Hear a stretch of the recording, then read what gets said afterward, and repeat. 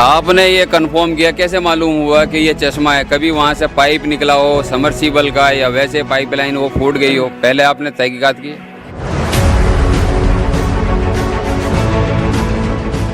मान लिया कि आपका चश्मा जारी हुआ है, लेकिन उससे फैज़ क्या हुआ, यानी लोगों को लाभ क्या हुआ? हमारे गांव के अंदर एक चश्मा जारी हुआ। जी। चश्मा जारी हुआ, गांव वालों को पता लगा, गांव के सारे लोग वहां पहुंचे। नाला सादात, संभल, उत्तर प्रदेश, ज़िला संभल। आज हम आए थे और ऐसी शख्सियत से हमारी मुलाकात हुई जो कि गांव के प्रधान हैं और उलमाए कराम हमारे साथ में और गांव के निवासी मौजूद हैं। हमने सुना है कि यहाँ पर एक चमत्कार हुआ था, चश्मा जारी हुआ था, यानी ज़मीन से पानी उबलने लगा था। बस इसी बारे में हम जानने के लिए यहाँ चले आए और हमने फिर यहाँ देखा दूसरा मंज़र कि यहाँ पर मजलिसें हो रही हैं। हालांकि मजलिसें सिर्फ मुहर्रम में होती हैं, और मजलिसें क्यों होती हैं? इमाम हुसैन का गम मनाने के लिए, जबकि मुहर्रम दूर है।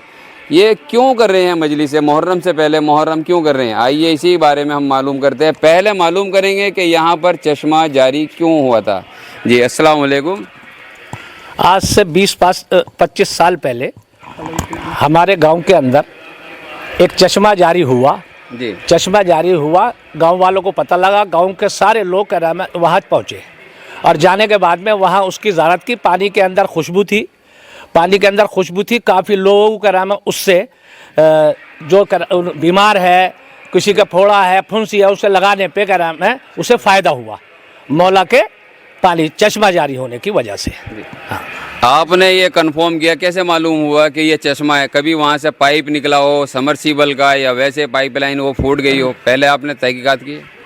नहीं, कुछ नहीं, वहाँ बंजर ज़मीन थी, बंजर ज़मीन थी। अच्छा। कोई पानी की वहाँ व्यवस्था नहीं थी। जी। खाली चश्मा जारी करामा, सूखे में बहुत खुशक उसमें मौसम में चश्मा जारी हुआ, पानी उबलने लगा।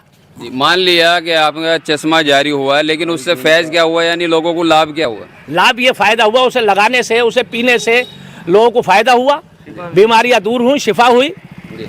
ये हुआ। आज क्या हालत है उस चश्मे की? आज हालत यह है कि पानी रहता है करामा उसके अंदर, मगर चश्मा उबलता नहीं है। अब करामा फिलहाल करामा पानी रहता है, लोग लगाते हैं। आज भी वहाँ की मिट्टी में अंदर नीचे पानी रहता है, करामा लोग लगाते हैं, उससे फ़ायदा होता है बाजार के अंदर। कोई ऐसा उदाहरण जो चमत्कारी हो, यानी किसी के साथ कोई ऐसी घटना घटी हो कि हाँ वो ठीक हो गया?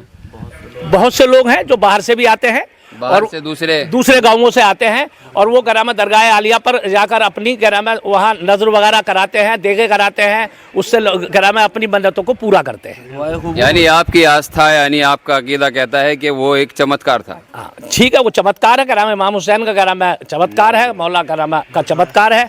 सारे लोग करामा मौला की याद में करामा गम मनाते हैं और आते हैं। देखिए, सबसे बड़ा चमत्कार जो हुआ है इस्लाम में, वो हज़रत इब्राहिम अलैहिस्सलाम के बेटे हज़रत इस्माइल अलैहिस्सलाम की एड़ियों से हुआ, और उसे जमजम कहते हैं, और वो सबसे बड़ा चमत्कार है, मोतबर है। आइए हम इसी बारे में मालूम करते हैं कुरान के साए में और कुरान के लफ्ज़ों में और कुरान के इल्म से, उलमाए कराम से। अस्सलाम वालेकुम। वालेकुम सलाम। नाम क्या है आपका? मेरा नाम सैयद मोहम्मद हैदर नकवी बुकनाला, ईरान की तरफ से जो है इम्तहान देने के बाद, उसके बाद मैं जो है ईरान से मेरी वीज़ा आई और मैं ईरान पहुंचा, और अल्हम्दुलिल्लाह। माशाअल्लाह, यानी कि आप एक धर्म गुरु हैं, यानी ये उलमाए कराम है, आलिम हैं। आलिम से मालूम करते हैं कि ये चश्मा, ये चमत्कार, अकीदा क्या कहता है, इसकी आस्था क्या कहती है, इस्लाम इसके बारे में क्या कहता है, इसके बारे में कुरान क्या कहता है। आप ये बताइए कि इसके बारे में कुरान क्या कहता है? क्या ये इस्लाम से, कुरान से साबित हो सकता है कि ये चमत्कार सही है, या फिर एक तरह से अंधभक्ति है, यानी अंधविश्वास है? नहीं, ये चश्मा जो है हकीकत है। वाक़ईन इमाम और नबी जो होता है वह हर दौर में इमाम होता है, हर दौर में नबी होता है। और लिहाजा जहाँ जब ज़रूरत होती है इंसान को या लोगों को, चश्मे बहुत सारे जो है उबलते हैं, बहुत सारी जगहों पे उबले भी हैं। और इसकी ये है एक मिसाल कि हमारे 8वें इमाम अली इब्न मूसा अलैहिस्सलाम जब मदीना और मदीना से मर्व और मर्व से जब लोग आए हैं, उस वक्त जो है शिया नहीं थे, बल्कि 18,000 आलम, यानी 18,000 जो आलिम थे उस वक्त अहले सुन्नत के, जो उस वक्त जब इमाम रज़ा अलैहिस्सलाम की सवारी आकर निशापुर में रुकी और रुकने के बाद जो है आपके साहबी अबस अल-तहरवी उस वक्त मौजूद थे और जो कहा कि मौला नमाज का वक्त हो गया है, तो कहा कि वज़ू के लिए पानी नहीं था। इमाम अपनी सवारी से नीचे उतरे, उतरने के बाद जो है पूरा वाक़या मुख्तसर करता हूँ, उतरे उतरने के बाद जो है कि वज़ू नमाज का टाइम हो गया है, इमाम उतरे, उतरने के बाद जो है ठोकर मारी, चश्मा जारी हो गया। लिहाजा चश्मा जो है, क्योंकि चश्मा का जब ये पानी होता है, जो इंसान भी जो जिस नियत से इस पानी को इस्तेमाल करता है, इस्तिफ़ादा करता है, उससे जो है उसको शिफा मिलती है और जो भी मरीज़ी होती है वो दूर हो जाती है। ऐसे ही इराक़ में जब इमाम हसन और इमाम हुसैन, आज भी वो चश्मा मौजूद है जो जिसका पानी पीने के लिए है, वो मीठा पानी है, और जो जिस्म पे जिस तरह की कोई भी बीमारी होती है उस इंसान को लेके आते हैं बहुत सारे लोग, और बहुत सारी जगहों पे वो पानी जाता है तो वो बदन पे लगाते हैं। जैसे बर्द है या खुदा न खास्ता कोई भी कोड़ी का मर्द है, किसी भी तरह कोई भी मर्द है, वो दूर हो जाता है। लिहाजा ये हकीकत है कि चश्मा जो है जहाँ भी जिस वक्त भी ज़रूरत हुई है वहाँ पे जो है या इमाम या नबी आए हैं तो वहाँ पे चश्मा जारी हुआ है। ये इसकी हकीकत भी है और ये कुरान से वाज़े भी है।